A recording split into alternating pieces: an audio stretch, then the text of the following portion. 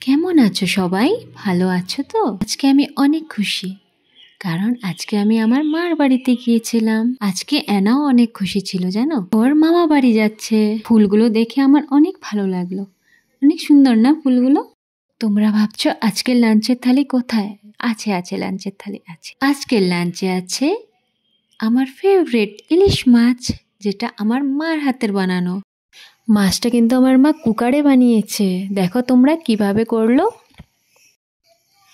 প্রথমে মাছগুলোকে ধুয়ে পরিষ্কার করে তারপর একটা মশলা রেডি করে নিল।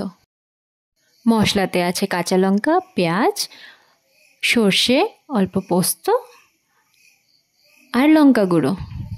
মশলাটা দিয়ে ভালো করে মাছটাকে মেখে ওর মধ্যে কিছু কাঁচা সর্ষের তেলও দিয়ে দিল আর স্বাদ মতো নুনও দিয়ে দিয়েছে।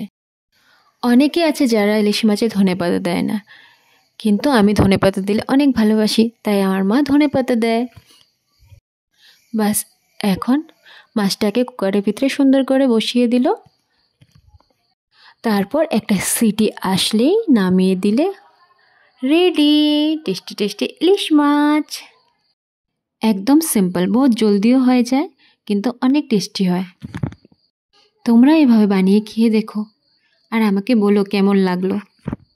দেখো আজকের লাঞ্চে কি কি আছে। আমার ফেভারিট ইলিশ মাছ, ইলিশ মাছের মাথা দিয়ে কাঁচা কলা আলুর ঝোল, একটা ডিমের পোস, ইলিশ মাছ ভাজা, কিছু বাঁধাকপির বড়া, কচু বাটা আর ডাল। তোমাদের কিছু একটু ভালো লেগে থাকে প্লিজ আমার চ্যানেলটাকে সাবস্ক্রাইব করে দিও, একটা লাইক দিয়ে দিও, ছোট্ট একটা কমেন্ট করে দিও। ধন্যবাদ সবাইকে, বাই বাই।